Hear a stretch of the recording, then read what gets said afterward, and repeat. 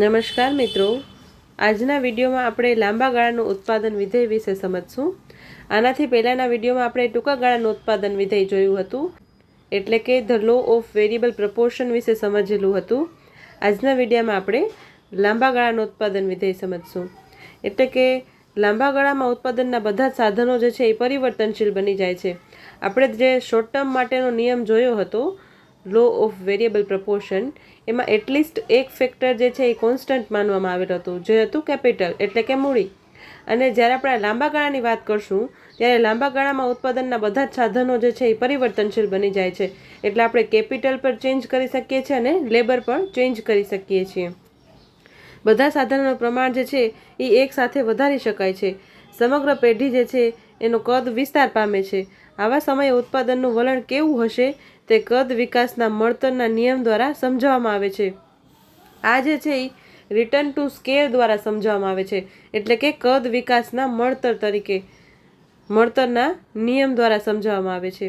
હવે લાંબા ગાળામાં ઉત્પાદન વિધેય જે છે એનું સમીકરણ આવું હશે કે ક્યુ એટલે કે output is a function of x1, x2, x3, xw સુધી, અને ટી જે છે એ કોન્સ્ટન્ટ. ટી એટલે શું? ટેકનોલોજી. અહીંયા ટેકનોલોજી જે છે એ કોન્સ્ટન્ટ છે. x1, x2, x3 જે છે એ ઉત્પાદનના વિવિધ સાધનો છે, જેમ કે લેબર, કેપિટલ, જમીન, બરાબર. એવી રીતના અલગ અલગ ઉત્પાદનના સાધનો છે. અને ટેકનોલોજી જે છે એ સ્થિર છે. અને આ એફ જે છે એ ફંક્શન છે, એટલે વિધેયાત્મક સંબંધ દર્શાવે છે. બરાબર. આગળ જોઈએ. આ જે છે એ આકૃતિ આપેલી છે, બરાબર. આકૃતિ શું કહેવા માંગે છે? આકૃતિની સમજૂતી જોઈએ તો OX આડી ધરી ઉપર શ્રમના એકમો છે અને OY ઉપર મૂડીના એકમો છે. બરાબર.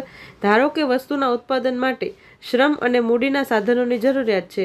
શ્રમના એકમો આપણે OC સ્થિર દર્શાવ્યા છે, અને CD જેમ જેમ ઉપરની તરફ ગતિ કરે છે, આ CD રેખા જે છે એ ઉપરની તરફ ગતિ કરે છે, તેમ તેમ મૂડીના એકમોમાં વધારો થાય છે. અહીંયા આપણે મૂડીના એકમો જે છે એ આવી રીતના વધારીએ છીએ. બરાબર. આમ CD અને AB રેખાઓ જે છે એ પરિવર્તનશીલ સાધન પ્રમાણની રજૂઆત કરે છે, અને આ AB રેખા જે છે એ શ્રમના એકમોની રજૂઆત કરે છે, કે આપણે શ્રમના એકમો જે છે એ આવી રીતના વધારીએ છીએ. આવી રીતના AB રેખા અને CD રેખા જે છે એ પરિવર્તનશીલ સાધનના પ્રમાણની રજૂઆત કરે છે. બરાબર. અહીંયા શ્રમ અને મૂડીના એકમો જે છે એ વધારવામાં આવે છે, તેથી ઉત્પાદક પેઢીનું કદ જે છે એ વિસ્તાર પામે છે. સાધન પ્રમાણમાં ફેરફાર થતો નથી. હવે આ ખાસ યાદ રાખવાનું કે આપણે ટૂંકા ગાળામાં પણ જોયું હતું અને લાંબા ગાળામાં પણ આપણે અહીંયા જે છે એ જોઈએ છીએ કે સાધન પ્રમાણમાં ફેરફાર થતો નથી. ટૂંકા ગાળામાં જે છે એ આપણે સાધન પ્રમાણમાં ફેરફાર કરશું, એટલે મેં તમને સમજાવેલું હતું એવી રીતના કે આપણે રેશિયો જે છે એ ચેન્જ કરી શકશું ટૂંકા ગાળામાં, કે આપણે 2 લેબરે 1 કેપિટલ, 3 લેબરે 1 કેપિટલ, બરાબર. તો આ રેશિયો જે છે એ બદલે છે. પરંતુ જ્યારે આપણે લાંબા ગાળાની વાત કરશું ત્યારે સાધન પ્રમાણમાં કોઈ ફેરફાર થતો નથી, એટલે રેશિયો જે છે એ સ્થિર રહેશે, કે આપણે 2:4, બરાબર, કે 2 જે છે એ કેપિટલ અને 4 જે છે એ લેબર, આવી રીતના આપણે રેશિયો લીધેલો છે. તો આ રેશિયો જે છે એ લાંબા ગાળામાં સતત ચાલુ રહેશે. એટલે આપણે કેપિટલે બદલાવશું અને લેબર પણ બદલાવશું, પણ આ જ રેશિયોમાં બદલાવશું, કે કેપિટલ જે છે આપણે 20 લેશું તો લેબર જે છે એ 40 લેશું. બરાબર. હવે કેપિટલ જે છે એ આપણે અહીંયા 40 લેશું તો લેબર જે છે એ 80 લેશું. બરાબર. આવી રીતના 4ના રેશિયોમાં લેબર અને 2ના રેશિયોમાં જે છે એ કેપિટલ વધશે. બરાબર. એટલે અહીંયા રેશિયો જે છે એ સ્થિર રહેશે લાંબા ગાળામાં, એટલે આપણે લેબર અને કેપિટલ બંનેને બદલાવી શકીએ છીએ. પણ જ્યારે આપણે ટૂંકા ગાળાની વાત કરીએ છીએ ત્યારે આ રેશિયો જે છે એ બદલે છે, કારણ કે અહીંયા કેપિટલ જે છે એ કોન્સ્ટન્ટ છે. હવે આપણે જોઈએ કદ વિકાસનો અથવા વળતરનો નિયમ. આપણી પેઢી જેમ જેમ લાંબા ગાળાનું ઉત્પાદન કરે છે, બરાબર, આપણે ટૂંકા ગાળામાંથી પસાર થઈ ગયા અને જ્યારે આપણે લાંબા ગાળામાં પ્રવેશ કરીએ છીએ ત્યારે આપણે કેટલાક લાભ મળે છે, કદ વિકાસના લાભ. એટલે આપણું સ્કેલ જે છે, આપણા પેઢીની સ્કેલ જે છે એ મોટી થઈ ગઈ છે, એટલે આપણી કંપની જે છે એ મોટી કંપની થઈ ગઈ છે. એના લીધે આપણે જે લાભ મળે છે એ કદ વિકાસના લાભ કહેવાય છે. અને એ કદ વિકાસના લાભથી આપણે ઘણો વળતરનો ફાયદો મળે છે. આપણે મોટા પ્રમાણમાં ઉત્પાદન કરીએ છીએ, મોટા જથ્થામાં ઉત્પાદન કરીએ છીએ, એના લીધે આપણે ઘણો બધો લાભ મળે છે. અહીંયા કદ વિકાસનો નિયમ જે છે એ સમજાવે છે. જ્યારે ઉત્પાદનના બધા જ સાધનોનું પ્રમાણ એકસાથે વધારવામાં આવે છે ત્યારે ઉત્પાદનના વલણો જે છે એ 3 તબક્કાઓમાં વહેંચાયેલું છે કે આપણે ઉત્પાદનના બધા સાધનો એ ક્યારે વધારી શકશું, લેબર અને કેપિટલ. ત્યારે ઉત્પાદનના વલણો જે છે એ 3 તબક્કાઓમાં વહેંચાય છે. એમાં પ્રથમ તબક્કો જે છે એ વધતા મળતરનો તબક્કો હશે, બીજો તબક્કો જે છે એ સ્થિર મળતરનો તબક્કો હશે અને ત્રીજો તબક્કો જે છે એ ઘટતા મળતરનો તબક્કો હશે. બરાબર. તો એ જે છે એ અનુસૂચિ આપેલી છે કે આપણું કદ જે છે એટલે પેઢીનું કદ, એમાં શ્રમ અને જમીન અને આ કુલ ઉત્પાદન દર્શાવેલું છે. અહીંયા સીમાંત મળતર જે છે એ દર્શાવેલું છે અને અહીંયા તબક્કા દર્શાવેલા છે. બરાબર. હવે આપણે આકૃતિમાં જોઈએ તો આકૃતિમાં જે છે પ્રથમ તબક્કો જે છે એ વધતા મળતરનો તબક્કો છે, બીજો તબક્કો જે છે એમાં આપણે સ્થિર મળતર મળે છે અને ત્રીજા તબક્કામાં ઘટતું મળતર મળે છે. આમ ઉત્પાદન જ્યારે વધે છે, પેઢી જ્યારે મોટી બને છે ત્યારે જે છે પેઢીને કદ વિકાસના લાભ પ્રાપ્ત થાય છે. એમાં પહેલા તબક્કામાં પેઢીને વળતું મળતર મળશે, બીજા તબક્કામાં એને સ્થિર મળતર મળશે અને ત્રીજા તબક્કામાં એને ઘટતું મળતર મળશે. હવે આપણે જોઈએ કદ મળતરની તબક્કાવાર સમજૂતી. તો સૌથી પહેલો તબક્કો જે છે એ વધતા મળતરનો તબક્કો છે કે પેઢીના કદમાં 50%નો પ્રત્યેક સાધન પ્રમાણમાં 50%નો વધારો થાય છે. તો તેને લીધે 50%થી વધુ ઉત્પાદનને પ્રાપ્ત થાય તેને વધતું મળતર કહેવાય છે. આ તબક્કામાં કદ વિસ્તાર સાથે સાથે સીમાંત મળતરમાં પણ વધારો થાય છે, તેથી કુલ ઉત્પાદનમાં કદ વિસ્તારની સરખામણીએ વધુ વધારો થાય છે. જો કે શ્રમ અને જમીનના પ્રમાણમાં વધારો કરવામાં આવે છે. શ્રમ વિભાજન અને વિશિષ્ટીકરણનો શ્રમિકોની સંખ્યા વધતા લાભ લઈ શકાય છે. શ્રમ વિભાજન અને વિશિષ્ટીકરણનો શ્રમિકોની સંખ્યા વધતા લાભ લઈ શકાય છે. આપણે આગલા વિડીયોમાં પણ જોયું હતું, જ્યારે આપણે ઉત્પાદન વિધેય સમજેલું હતું ત્યારે આપણે સમજેલું હતું કે ઇન્ક્રીઝિંગ રિટર્ન, ડિક્રીઝિંગ રિટર્ન અને કોન્સ્ટન્ટ રિટર્ન, આ ત્રણે આપણે સમજેલું હતું જ્યારે ઉત્પાદન વિધેય સમજાવેલું હતું ત્યારે, કે આપણે જ્યારે પ્રોડક્શન ફંક્શન લખીએ છીએ ઇઝ ઇક્વલ ટુ એ કે આલ્ફા એલ બીટા, આ જે છે આપણું પ્રોડક્શન ફંક્શન છે. બરાબર. તો આ જે છે એ આઉટપુટ ઇલાસ્ટિસિટી બતાવે છે એ અને બી, એટલે આપણા આઉટપુટમાં કેટલું ચેન્જ આવેલું કેપિટલથી અને લેબરથી એ બતાવે છે આલ્ફા અને બીટા. એટલે કે 1% કેપિટલમાં ચેન્જ કરવાથી આપણા આઉટપુટમાં α% ચેન્જ થશે અને આ બીટા જે છે એ દર્શાવે છે કે 1% લેબરમાં આપણે ચેન્જ કરશું એના લીધે આપણું આઉટપુટ જે છે એ β%થી ઇન્ક્રીઝ થશે. બરાબર. આ આપણે પ્રોડક્શન ફંક્શનમાં સમજેલું હતું. હવે ધારો કે એ કે આલ્ફાની જગ્યાએ આપણે લખીશી 0.4 અને લેબર 0.6. બરાબર. તો આ શું દર્શાવે છે કે 1% કેપિટલમાં ચેન્જ કરવાથી આઉટપુટ જે છે એ 0.4%થી ચેન્જ થશે અને લેબરમાં 1% ઇન્ક્રીઝ કરવાથી આપણું આઉટપુટ જે છે એ 0.6% ઇન્ક્રીઝ થશે. બરાબર. હવે આ જે છે આલ્ફા અને beta, alpha plus beta is equal to 1 આવશે તો એ કોન્સ્ટન્ટ રિટર્ન બતાવે છે, એટલે સ્થિર મળતર બતાવે છે.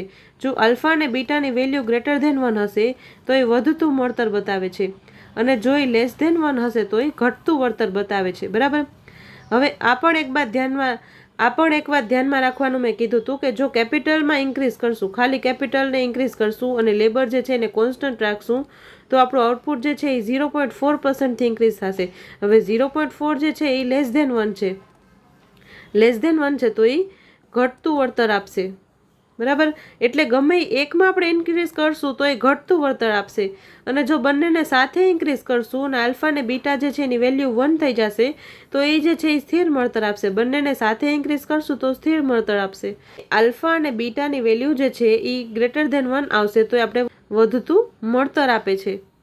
બરાબર. અહીંયા પણ એવું જ કહેવા માંગે છે કે પેઢીના કદમાં 50%નો પ્રત્યેક સાધનમાં વધારો થયો હોય. બરાબર. પ્રત્યેક સાધનની વાત કરે છે ને, કેપિટલ અને લેબર એ બંનેની વાત કરે છે. જો આપણે એકનું કરશું તો આપણે ઘટતું મળતર મળશે, બંનેને સાથે વધારશું તો આપણે સ્થિર મળતર અથવા તો વધતું મળતર મળે છે. કે અહીંયા બંને સાધનોમાં જે છે એ 50% વધારો થયો, બરાબર.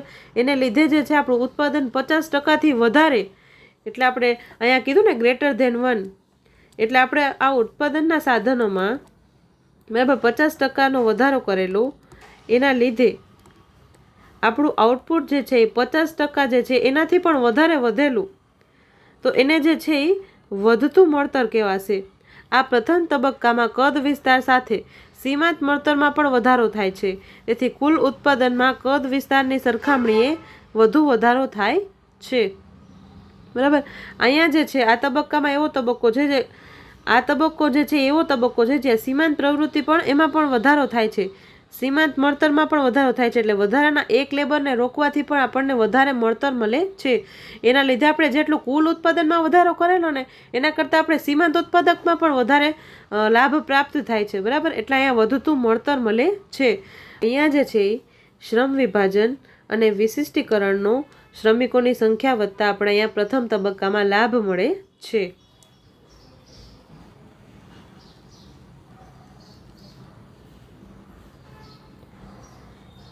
હવે આપણે જોઈએ બીજો તબક્કો, જે છે સ્થિર મળતરનો તબક્કો.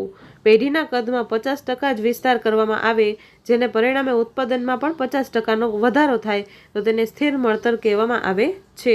કદનું સીમાંત વળતર જે છે એ 50 ક્વિન્ટલની સપાટીએ સ્થિર થવા પામે છે. અહીંયા આકૃતિમાં આપણે જોયું એવી રીતના કે 50ની સપાટીએ અહીંયા જે છે એ સ્થિર મળતર મળે છે, બરાબર. સ્થિર મળતરમાં શું કહે છે કે ઉત્પાદનના સાધનો એટલે કેપિટલ અને લેબરમાં આપણે 50%નો વધારો કરેલો, એના લીધે જે છે એ આપણું આઉટપુટ પણ 50% એટલે સેમ પર્સન્ટેજથી ઇન્ક્રીઝ થયું, તો એ જે છે એ સ્થિર મળતર બતાવે છે, બરાબર. અને જો આપણે કેપિટલ અને લેબરમાં 50%નું ઇન્ક્રીઝ કર્યું પણ આપણું આઉટપુટ જે છે એનાથી 60% અથવા તો આપણે 55% કહી શકીએ, 51% પણ કહી શકીએ, બરાબર. એટલું ઇન્ક્રીઝ થશે આપણું આઉટપુટ, તો એ જે છે એ વધતું મળતર બતાવે છે કે 50%થી આપણે કેપિટલ અને લેબર એટલે ઉત્પાદનના સાધનો ઇન્ક્રીઝ કર્યા, એના લીધે આપણું આઉટપુટ જે છે એ 50થી વધારે હોવું જોઈએ. પછી તમે 51 લ્યો, 51.5 લ્યો, 52%, 53%, બરાબર. તો એ જે છે એ વધતું મળતર બતાવશે. અને આ સ્થિર મળતર જે છે એમાં કેપિટલ અને લેબર જે છે એને 50%થી આપણે ઇન્ક્રીઝ કર્યા, એના લીધે આપણું આઉટપુટ પણ 50% વધ્યું, તો એ સ્થિર મળતર બતાવશે, બરાબર. હવે આપણે જોઈએ ઘટતા મળતરનો તબક્કો.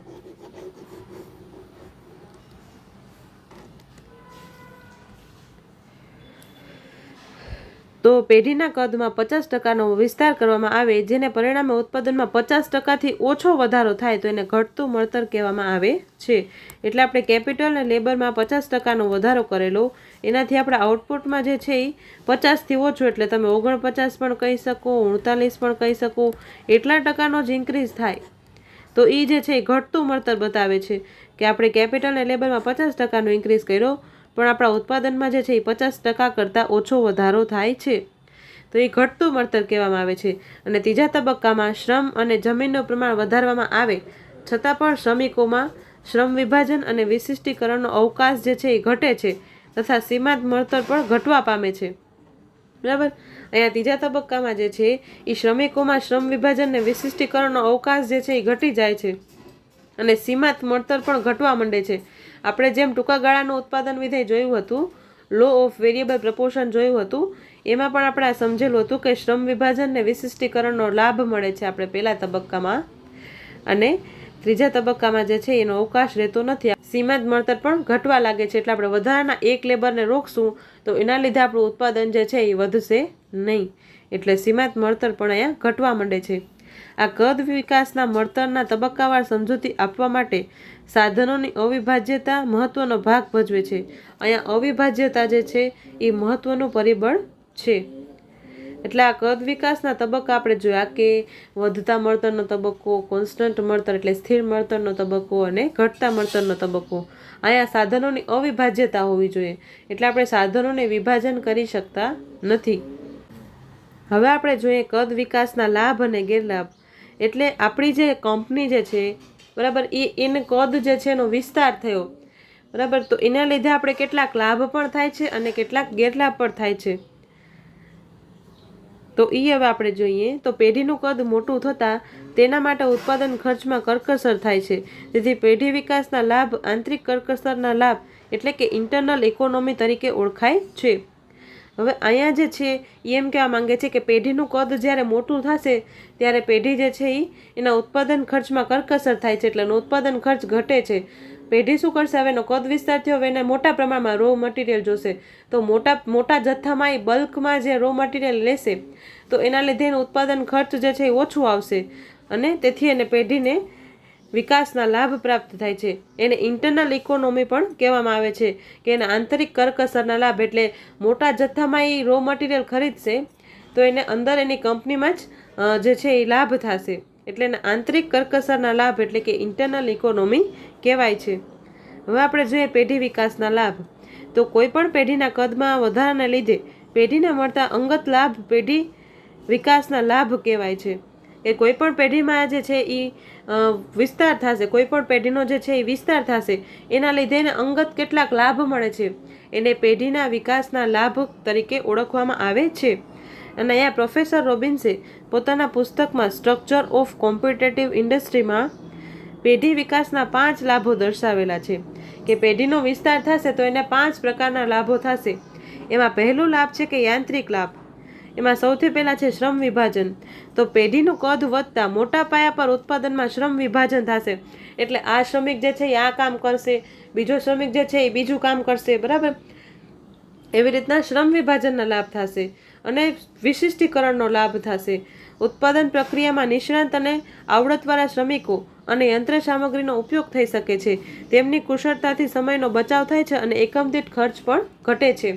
અહીંયા જે છે એ શ્રમિકો સ્પેશિયલાઇઝ છે, એ સ્પેશિયલાઇઝ માણસો બેસે એટલે એની કાર્યક્ષમતા જે છે એ સૌથી વધારે હશે, અને એની કાર્યક્ષમતા વધારે હશે તો એ જે છે એ સમયનો બચાવ કરશે.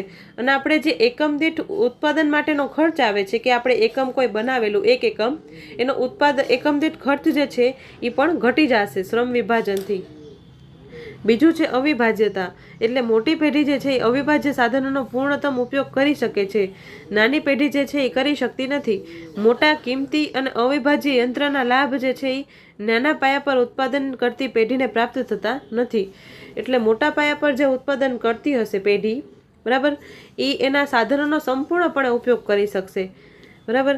નાની કંપની જે હશે, નાના પાયા પર જે ઉદ્યોગ કરતી કંપની જે હશે એને અવિભાજ્ય યંત્રના લાભ મળશે નહીં, પણ મોટી પેઢી હશે તો એને મશીનરીઝ મળશે તો એને એનો લાભ મળશે. પછી જોઈએ વિસ્તાર વધારાનો લાભ. તો ઉત્પાદનમાં વધારો કરવા માટે મૂડી સાધનનું કદ વધવાને લીધે વિસ્તાર વધારાનો લાભ પ્રાપ્ત થાય છે. એટલે મૂડી સાધન એટલે શું? ની મશીનરી જે છે એનો પણ વિસ્તાર કરી શકે છે. એ છે ને પોતાના જે મશીન જે છે એમાં અપગ્રેડેશન કરાવી શકે છે, એના લીધે એને વિસ્તારનો લાભ થાય છે. અથવા તો એ મોટું મશીન પણ ખરીદી શકે છે. નાનું મશીન પહેલાં વાપરતા હોઈએ પણ લાંબા ગાળામાં જો એ મોટું મશીન ખરીદી લે અને પેઢીનો જે છે એ વિસ્તાર કરી દે છે, એના લીધે જે છે એને લાભ પ્રાપ્ત થાય છે. એટલે મૂડી સાધનનું કદ વધવાને લીધે, મૂડી સાધનનું એટલે એની મશીનરી જે છે એનું કદ વધવાથી પણ એને વધારાનો લાભ થાય છે, એનું કુલ ઉત્પાદન જે છે એ વધે છે. ઉત્પાદન પ્રક્રિયાનું સંકલન, એટલે કે મોટી પેઢી માટે ઉત્પાદન પ્રક્રિયાનું સંકલન એક જ સ્થળે શક્ય બની જાય છે. કે મોટી પેઢી હશે એ એક જ સ્થળે આખું ઉત્પાદન કરી લેશે, બરાબર. એટલે ઉત્પાદન પ્રક્રિયાનું સંકલન એક જ જગ્યાએ કરી શકે છે અને ઇકોનોમીઝ ઓફ સ્કોપનો લાભ પણ મળી શકે છે. ઇકોનોમીઝ ઓફ સ્કોપનો લાભ એટલે શું? સ્કોપ એટલે કે વિવિધ વસ્તુનું એકી સાથે ઉત્પાદન. કે આપણે જે છે એ પહેલાં પેન્સિલનું ઉત્પાદન કરતા હતા, એની સાથે સાથે પેનનું ઉત્પાદન પણ કરવા માંડ્યા, એટલે 2 વસ્તુનું ઉત્પાદન, એવી રીતના ત્રીજી વસ્તુ, એવી રીતના જે છે એ વધારે એકમો જે છે એનું ઉત્પાદન મોટી પેઢી કરી શકે છે, બરાબર. મોટી પેઢી જે છે એ ઉત્પાદન પ્રક્રિયાનું સંકલન જે છે એ એક જ સ્થળે શક્ય બનાવી શકે છે. એટલે આ પેઢી જે છે એ એક જ સ્થળે પોતાના બધા જ પાર્ટો, આપણે જાણે કે કોઈ બી મશીન બનાવતા હોઈએ, કોઈ બી ઓટોમોબાઈલ કંપની છે કે કોઈ બી કંપની છે, એ બરાબર અલગ અલગ સ્થળે એનું ઉત્પાદન હોય કે એક પાર્ટ જે છે એ એક જગ્યાએ બને છે, બીજો પાર્ટ જે છે એ બીજી જગ્યાએ બને છે, તો એનો ટ્રાન્સપોર્ટેશન ખર્ચ, એવી રીતના બધો ખર્ચ પણ આવી શકે છે.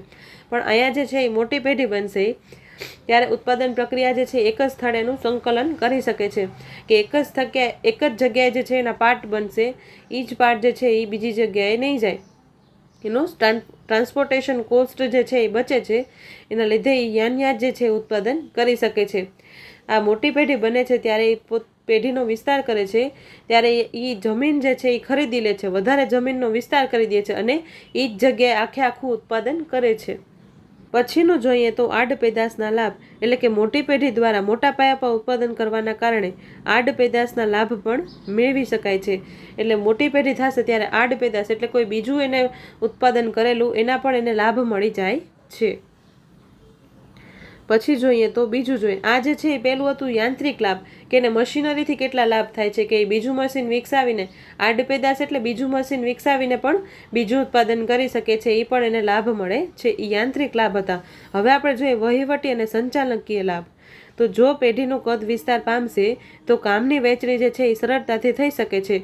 આ સમયે નિષ્ણાંતની સેવા જેમ કે ક્લાર્ક, ટાઈપિસ્ટ, હિસાબની, સુપરવાઇઝર, ફોરમેન વગેરે દ્વારા સારી, સસ્તી, ટકાઉ અને નીચા ઉત્પાદન ખર્ચ વસ્તુઓનું ઉત્પાદન કરી શકાય છે. એટલે વહીવટી અને સંચાલકીય લાભ પણ આપણે લાંબા ગાળે થાય છે. બરાબર. કામની વહેંચણી જે છે આપણે સરળતાથી કરી શકીએ છીએ, કે આ વ્યક્તિ જે છે એ આ કામમાં સ્પેશિયલાઇઝ છે તો એ આ કામ કરશે, અને એ કામ કરશે તો એ ઝડપથી પણ કરશે અને કુશળતા સાથે પણ કરશે. ત્રીજું જોઈએ તો નાણાકીય લાભ. તો પેઢી જે છે એ મોટા કદની થતાં તેની શક્તિમાં વધારો થાય છે. આથી નાણાં બજારમાંથી ઉત્પાદન કાર્ય માટે સરળતાથી ધિરાણ મેળવી શકાય છે. આપણે શોર્ટ ટર્મનું ઉત્પાદન કરીએ, બરાબર, શોર્ટ ટર્મમાં હોઈએ ત્યારે કોઈ પણ બેંક છે કે એ આપણે લોન આપશે, કેવી રીતના, એ કયા કોલેટ્રલ ઉપર આપણે લોન આપશે. પણ જ્યારે આપણી પેઢી જે છે એ લાંબા ગાળાની થઈ ગઈ છે, એટલે એનો વિસ્તાર જે છે એ થઈ ગયો હશે, એના લીધે જે છે એની શક્તિમાં વધારો થશે અને નાણાં બજારમાંથી આપણે ઉત્પાદન કાર્ય માટે સરળતાથી ધિરાણ એટલે કે લોન પણ પ્રાપ્ત કરી શકીએ છીએ લાંબા ગાળે. આ લોકો પણ મોટી પેઢીમાં પોતાની બચતો અચકાતા નથી. એટલે આ મોટી પેઢી હશે, જેમ કે આપણે રિલાયન્સની વાત કરીએ તો રિલાયન્સમાં આપણે રોકાણ કરવાનું હોય તો એ જે છે આપણા માટે ટ્રસ્ટેડ કંપની છે, મોટી કંપની, બરાબર. તો એમાં રોકાણ કરતાં આપણે અચકાશું નહીં, તો એ પણ એ પેઢીને લાભ મળે છે. કારણ કે મોટી પેઢીની કાર્યક્ષમતામાં રોકાણકારોને વિશ્વાસ હોય છે, તેથી પેઢી જે છે એ સહેલાઈથી મૂડી એકત્રિત કરી શકે છે. આ મોટી પેઢી બનશે ત્યારે એને કેપિટલની જરૂર પડશે, તો એ સહેલાઈથી શેર પોતાના બહાર પાડીને અથવા તો ઇક્વિટી બહાર પાડીને નાણાં જે છે એ એકત્રિત કરી શકે છે. હવે ચોથું જોઈએ તો ખરીદ વેચાણના લાભો. તો પેઢીના કદમાં વધારો થતાં જથ્થાબંધ ખરીદીમાં પેઢીની સોદા શક્તિમાં વધારો થાય છે, કે એ બલ્કમાં સામાન ખરીદશે, બરાબર. એના રો મટીરિયલ જે છે એ બલ્કમાં ખરીદશે, એના લીધે જે છે એને ફાયદો થાય છે. કાચો માલ પણ મોટા જથ્થામાં ખરીદવાનો હોવાથી એને સસ્તા ભાવે મળી જશે, જેથી વસ્તુનો ઉત્પાદન ખર્ચ ઘટે છે અને વેચાણમાં નિષ્ણાંત અને તજજ્ઞોની સેવાનો લાભ મળે છે, બરાબર. અહીંયા ઉત્પાદન ખર્ચ ઘટશે એટલે વસ્તુ પણ ઓછી કિંમતે વેચી શકે છે. પાંચમું જોઈએ તો જોખમનું વિકેન્દ્રીકરણ, એટલે કે મોટી પેઢી જે છે એ ધંધાના જોખમને ઘટાડે છે. તે અનેક બજારોમાં વસ્તુઓનું વેચાણ કરે છે, એટલે એક બજારમાંથી મંદી આવી જાય કે ખોટ આવી જાય તો એ બીજા બજારમાં મળતા નફા દ્વારા ખોટની ભરપાઈ કરી શકે છે, બરાબર. હવે આપણે જોઈએ એક્સટર્નલ ઇકોનોમી. આ જે છે આપણે ઇન્ટરનલ ઇકોનોમી જોયું હતું, કે પેઢીના પોતાના અંદર આંતરિક જે લાભ થતા હતા એ, કે એને યાંત્રિક એટલે મશીનરીનો લાભ, વહીવટી ક્ષમતાનો લાભ, બરાબર. એવી રીતના આપણે આ બધા લાભ જોયા, એ ઇન્ટરનલ ઇકોનોમીના હતા, કે આ ખરીદ વેચાણનો લાભ, નાણાકીય લાભ, કે લોન મેળવી શકશે, જોખમનું વિકેન્દ્રીકરણ કરી શકશે, એ ઇન્ટરનલ એટલે કંપનીની અંદરના જે લાભ હતા એ જોયા. હવે આપણે જોઈએ ઉદ્યોગ વિકાસના એક્સટર્નલ ઇકોનોમીના લાભ એટલે બાહ્ય લાભ. તો સ્થાનીકરણના લાભ, કે કોઈ પણ એક ઉદ્યોગ જે છે એ અમુક સ્થળે કેન્દ્રિત થવાથી બીજા અનેક સહાયક ઉદ્યોગનો વિકાસ થાય છે, બરાબર. હવે એક કંપની, એક પેઢી જે છે એ બહુ મોટા પાયે ઉત્પાદન કરે છે એક જગાએ, બરાબર. તો એના લીધે જે છે એની આસપાસ નાના પાયાના કેટલાક ઉદ્યોગો પણ વિકાસ પામશે, એના સહાયક ઉદ્યોગોને પણ લાભ થશે અહીંયા, જેને લીધે સાધન સામગ્રી અને સેવાઓના બજારો વિકસે છે. હવે ઉદ્યોગની દરેક પેઢીને તેનો લાભ મળે છે. આપણે બરાબર મોટી પેઢીની જ વાત કરીએ, કે મોટી પેઢી મોટા પાયે ઉત્પાદન કરતી પેઢી છે, એને કંઈક રો મટીરિયલ જોઈએ છે ને એ બલ્કમાં ખરીદશે, બરાબર. તો એ કંપની જોઈને બાજુમાં જોઈ જ્યાંથી રો મટીરિયલ ખરીદે છે તો એનો ટ્રાન્સપોર્ટેશન ખર્ચ જે છે એ ઘટે છે, બરાબર. અને આજુબાજુ જે છે એ એવી પેઢીઓ વિકસશે કે જે એને ઉત્પાદનમાં સહાયક કરશે, મોટી પેઢીને સહાયક કરશે. તો એના લીધે નાના પાયાના ઉત્પાદન કરતી પેઢીને લાભ થશે અને મોટા પાયે જે ઉત્પાદન કરે છે એ પેઢીને પણ લાભ થશે. આ જે છે એક્સટર્નલ ઇકોનોમી બતાવે છે. એટલે બાહ્ય લાભ, કંપનીની બાહ્ય પણ લાભ થાય છે. પેઢીનો વિસ્તાર જેમ જેમ થશે એમ આંતરિક લાભ તો થશે, એની સાથે સાથે બાહ્ય લાભ પણ થશે. હવે બીજું જે છે એ માહિતી અને સંશોધનના લાભો, કે ઉદ્યોગોનો વિકાસ થતાં શ્રમિકોના મંડળ, સંચાલકોના મંડળ, ઉત્પાદન અને બજાર અંગે સર્વે હાથ ધરાય છે, જેના પરિણામે ઉત્પાદન પદ્ધતિ, વસ્તુની ગુણવત્તા અંગે સંશોધન થાય છે. તે સામાયિકો પ્રકાશિત થાય છે, જેમાં કાચા માલની પ્રાપ્તિ, માંગની સ્થિતિ, સરકારની નીતિ, કરવેરાનું ભારણ, બજારની સ્થિતિ વગેરેની રજૂઆત થાય છે. હવે જ્યારે કંપની જે છે એ મોટી બનશે તો એના લીધે માહિતી અને સંશોધનના લાભ પણ થશે. હવે ત્રીજું જોઈએ તો સહાયક ઉદ્યોગો. તો કોઈ એક સ્થળે ઉદ્યોગોનો વિકાસ થવા સાથે સાથે સહાયક ઉદ્યોગો પણ વિકસે છે. હવે પછીનું જોઈએ તો પેઢી વિકાસના ગેરલાભ. હવે આપણે અહીંયા લાભ તો જોયા, પણ અમુક ગેરલાભો પણ હોય છે, કે પેઢીનું કદ જે છે અમર્યાદિત પ્રમાણમાં વધારવું હિતાવહ નથી, કારણ કે શરૂઆતના સરેરાશ ખર્ચ ઘટતું જશે, પરંતુ અમુક હદ પછી સરેરાશ ખર્ચમાં વધારો થાય છે અને મોટા કદના ગેરલાભ પણ મળી જાય છે. એટલે અમર્યાદિત આપણે વધારો કરશું એ પણ સારું નથી કંપની માટે, કારણ કે શરૂઆતમાં તો આપણું એવરેજ કોસ્ટ જે છે એ ઘટશે, એટલે સરેરાશ ખર્ચ ઘટશે, પરંતુ અમુક હદ પછી આપણું સરેરાશ ખર્ચ પણ વધે છે. એમાં સૌથી પહેલાં જોઈએ તો અહીંયા જે છે એ યાંત્રિક લાભ નહીં, ગેરલાભ. બરાબર. તો પેઢી જે છે એ મોટા કદથી થતા ઉત્પાદનની જુદી જુદી પ્રક્રિયાના સંચાલનની સમસ્યા, ઉત્પાદન પ્રક્રિયા અને વેચાણની પ્રક્રિયા, સંકલનની સમસ્યા સર્જાય છે. બરાબર.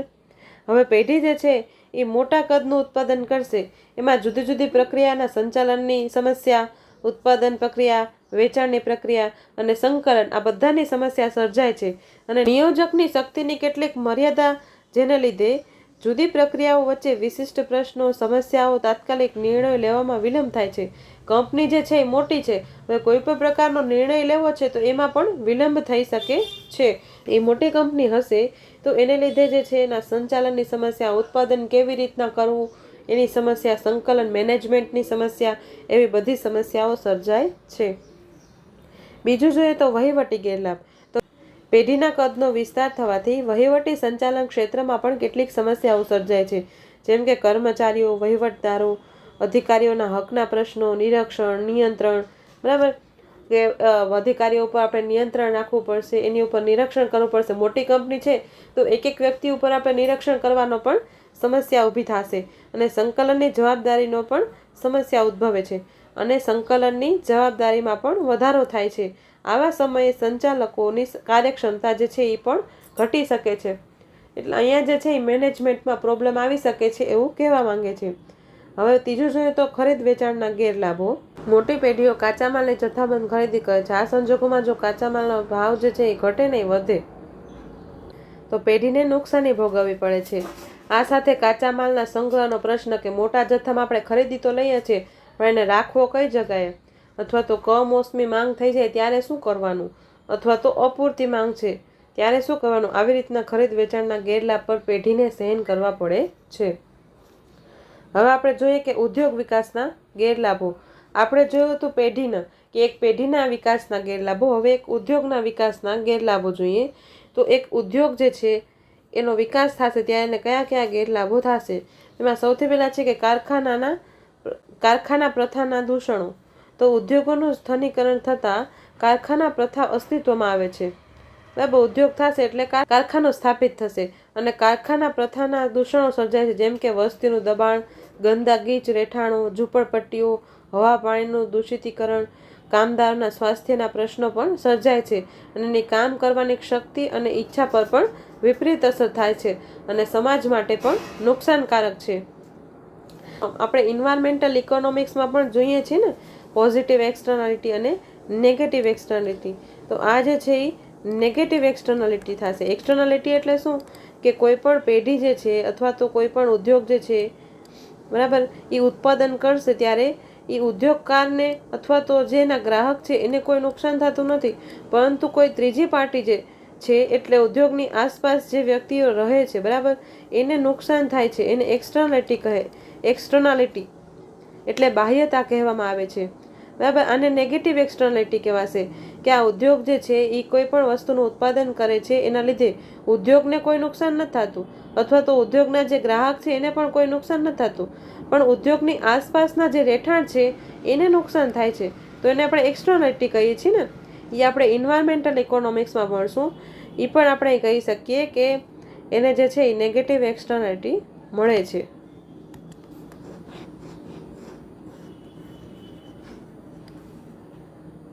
એટલે કારખાના પ્રથા આવશે તો એના લીધે વસ્તીનું દબાણ, ગંદકી, રહેઠાણો, ઝૂંપડપટ્ટીઓ, બરાબર, આવી બધી સમસ્યાઓ જે છે એ ઊભી થાય છે.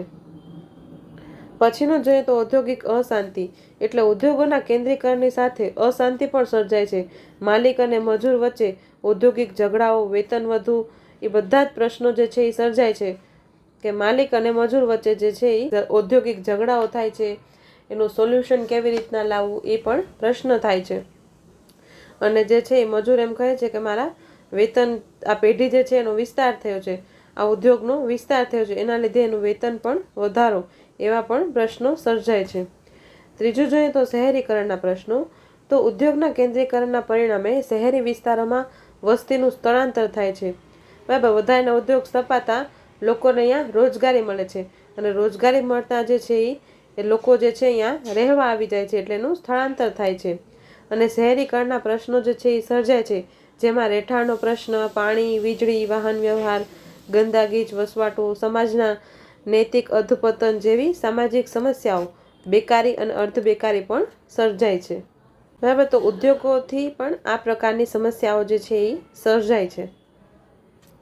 હવે આપણે કેટલાક ક્વેશ્ચન જોઈએ તો સાધનો અને ઉત્પાદન વચ્ચેના ભૌતિક સંબંધને ટેકનિકલ ભાષામાં શું કહેવાય?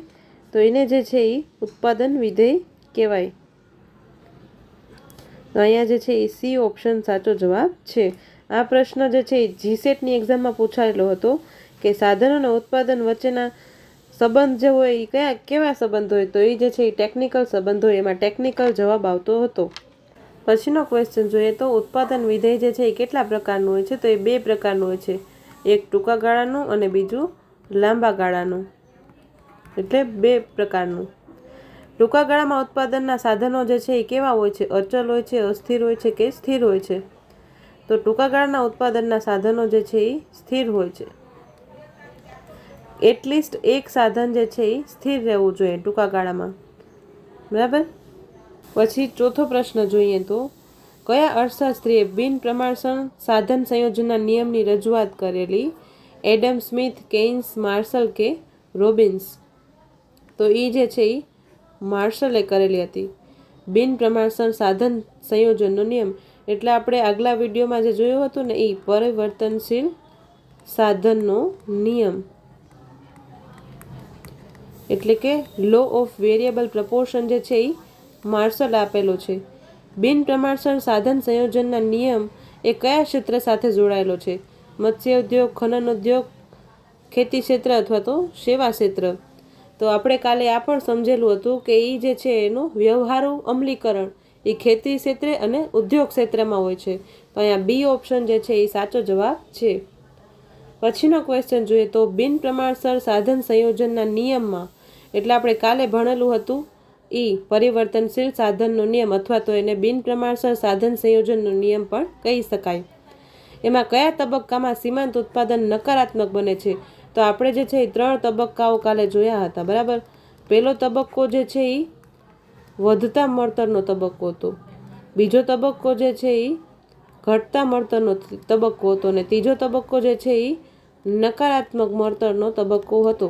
આપણે ટૂંકા ગાળામાં જે છે એ બિન પ્રમાણસર સાધન સંયોજનનો નિયમ એમાં આ 3 તબક્કા જોયા હતા: વધતા મળતરનો તબક્કો, ઘટતા મળતરનો તબક્કો અને નકારાત્મક.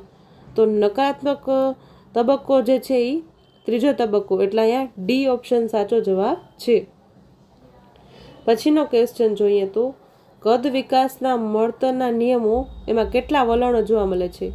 એટલે ના કેટલા તબક્કાઓ છે કદ વિકાસના મળતર, એટલે એને રિટર્ન ટુ સ્કેલ પણ કહી શકીએ આપણે.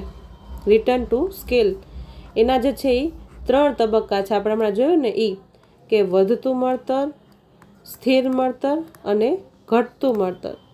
અહીંયા ખાસ યાદ રાખવાનું કે આ 3 તબક્કા જે છે એ લોંગ રન માટેના છે, અને જ્યારે આપણે શોર્ટ રનના તબક્કાની વાત કરશું તો એમાં આવશે વધતું, ઘટતું અને નકારાત્મક. એમાં સ્થિર નહીં આવે, બરાબર ને. આમાં લાંબા ગાળામાં જે છે એ સ્થિર છે. હવે આપણે પછીનો ક્વેશ્ચન જોઈએ.